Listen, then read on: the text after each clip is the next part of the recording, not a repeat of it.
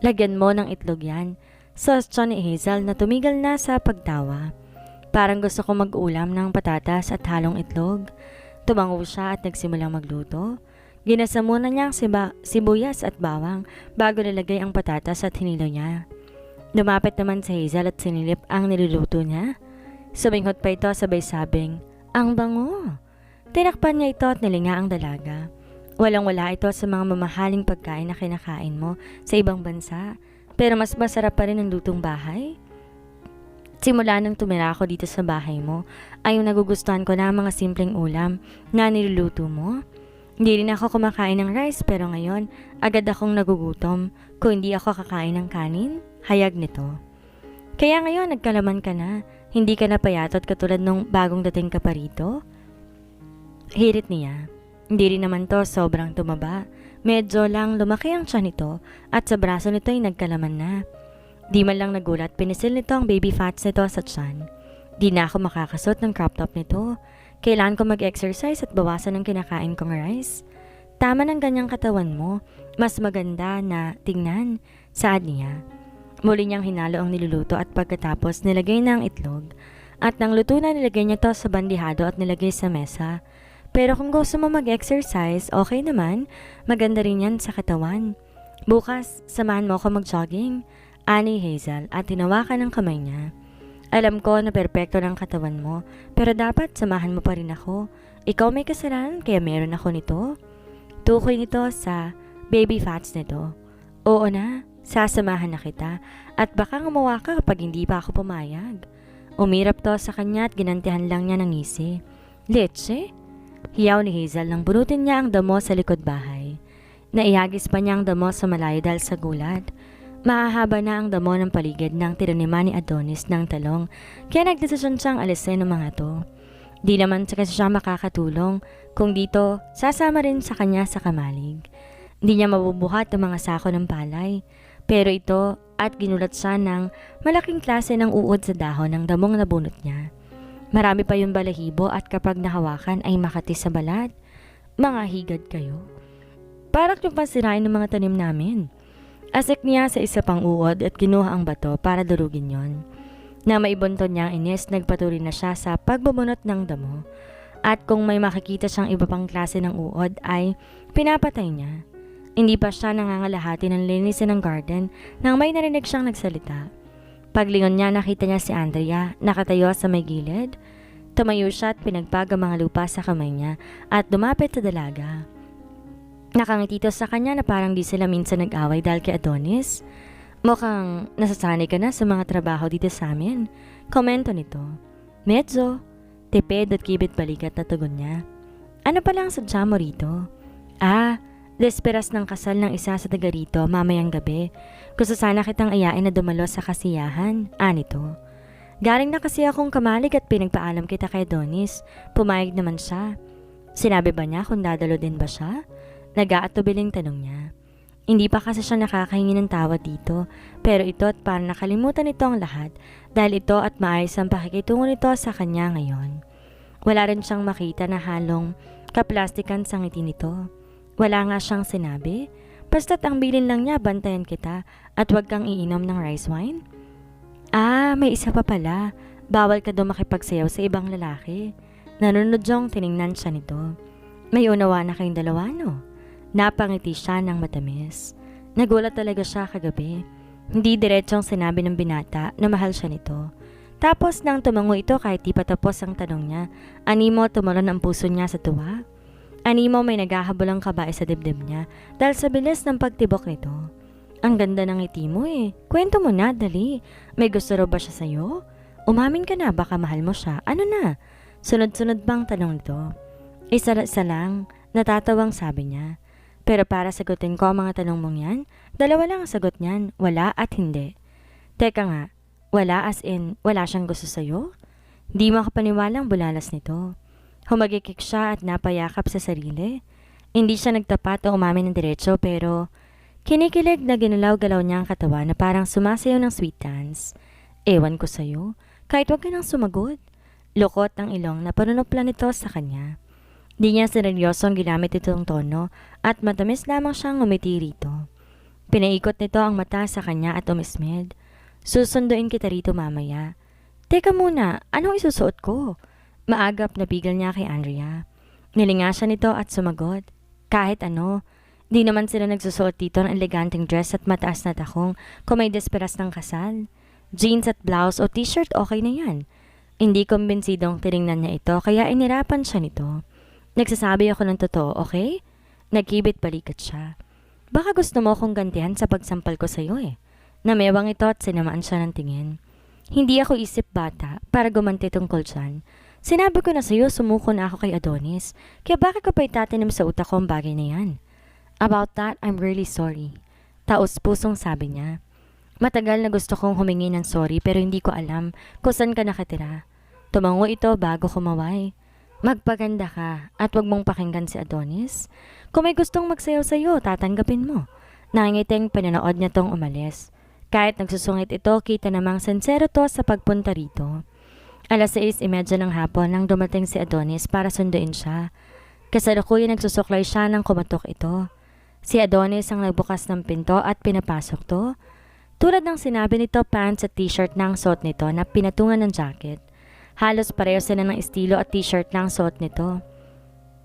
Kung hindi lang dahil sa kulay. Nakanda ka na pala eh. Lalarga na ba tayo? Ani Andrea na makitang nakapagpalit na siya. Tara na. Nilingon niya si Adonis na nakaupo sa sofa at pinaglipat-lipat lang ang channel na parang walang palabas nakakuha ng interes nito. Adonis, hindi ka ba talaga sasama? Tumingin to sa kanya at umiling. Tinatamad ako. Ganun ba? Sige, alis na kami. Paalam niya. May nakalimutan ako. Patakbong bumalik siya sa kwarto at kinuha ang kamera. Sinabit niya yun sa leg niya at ginitian si Adonis na nakamasid sa kanya. Kahit nakarap si Andrea, madaing hinalikan niya ang sulok ng labi ng una bago sila lumabas ng bahay. Andrea, bantayan mo siya roon at baka magkarat siya. Pahabol ni Adonis. Oo na, ganting sigaw ni Andrea. Walking distance lang ang bahay na magkapareha kaya wala pang 30 minutes nakarating na sila. Maraming taong dumalo at sa nakikita niya parang mga binata at dalaga ang karamihan na naririto. At nang maupo sila sa silya nakita nila may nagsasayawan na sa gitna. Mukhang kanina pa pala nagsimula ang programa. Oo nga pala Hazel, may nakalimutan akong sabihin sa'yo, bulong ni Andrea. Takang binalingan niya ito. Ano yon? Kaibigan ko yung MC at nakiusap na maghanap ako ng dalaga na hahawak sa isang baso. Tapos naalala kita kaya nirekomenda kita. Saan nito? Baso? Para saan yun? Clueless na tanong niya. Kapag may gustong isayaw ka, lalagyan nila ng pera ang baso. Paliwanag nito. Itong dahilan kaya inaya mo ko. Pambibisto niya rito. Ano naman ngayon kung yan nga ang rason ko. Pero mas gusto ko na mag-offer ng friendship kahit sinamantala ko ang pagkakataong to. Di man lang nag-atubiling pag-amin ito. Di mo pa diniretsyong sinabi na gusto mo makipagkaibigan sa akin. Pero masaya ako na inaya mo ko rito para naman makita ko kung anong kaugalian nila dito. Habang sinasabi to, kinukunan niya ng litrato ang mga nasa gitna at sumasayaw ng cultural dance. Umalindayag din ang katawan niya para sabayan ang nakakaingganyang tunog ng mga gongs. Gusto mong subukan sumayaw? Alok ni Andrea. Huminto siya sa pagkuha ng litrato at excited na tumango. Sige, tara na. Siya pa ang humila dito at pumunta sila sa gitna. Nasa harap niya si Andrea at ginagaya bawat kilos nito. Pero natatawa siya dahil hindi niya magaya ang ritmo ng paa nito. Kaya naman nang di niya na magaya yon, sumuko na siya, umatras sa gilid. Kinunan ng larawan ng dalaga. Eksakto nakataas ang kamay nito at takmang iikot. Kuhang-kuha yon ang kamera niya. Oh God! Para silang mga ibon na sumasayaw. Emosyonal na bulalas niya.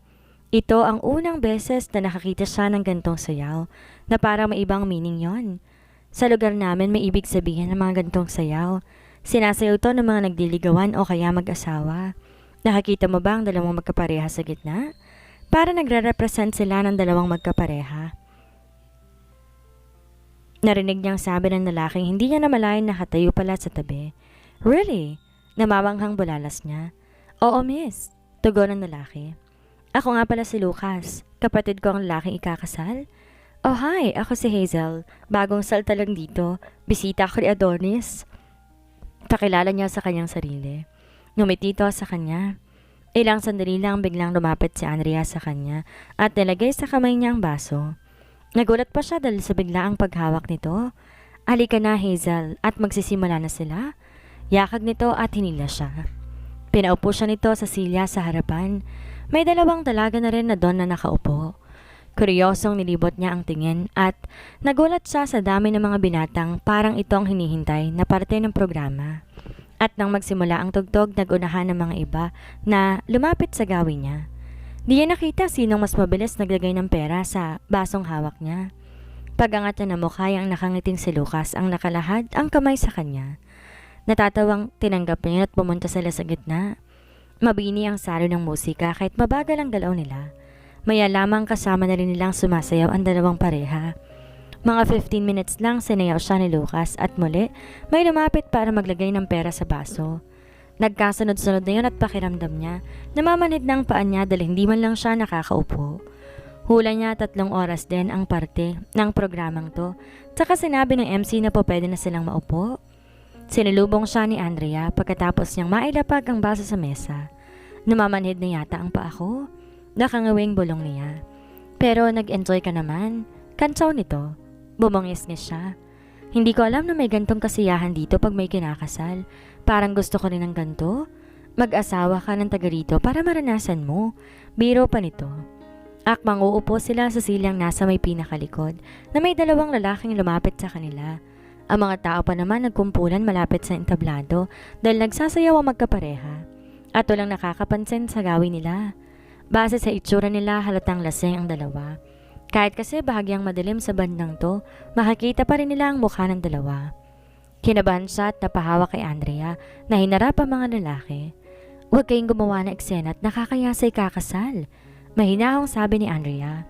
Ngumisi ang isa sa kanila at hinawakan ng baba niya. Napatras siya at ninenervyos na sinulyapan si Andrea.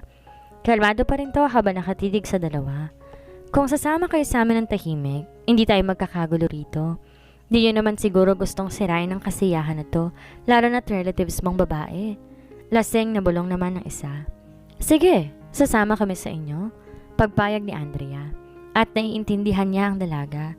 Mala sa dalawang ikakasal, kung sa desperas ng kasal nila may mag-aaway, at baka pa may mga babasag na kagamitan kapag tinopak ang dalawang lasing na to. Takot na sumunod sila sa dalawang lalaki, pero ang mga kamay nasa likod nito at hawak ang cellphone. Sumisenyas ang daliri nito sa kanya. Nakonsensya tuloy siya sa naghihinalang baka plano to ng dalaga at gusto siya nitong gantihan. Nangangatog ang tuhod, pumasasyon siya sa likod nito. Kahit nanginginig, hinanap niya sa contacts ang pangalan ni Adonis at pinindot ang call button. Sa sulok ng mata niya, sinagot nito ang tawag, kaya nakahinga siya na maluwag. Saan niyo ba kami dadalhin? Nginig ang boses na tanong niya.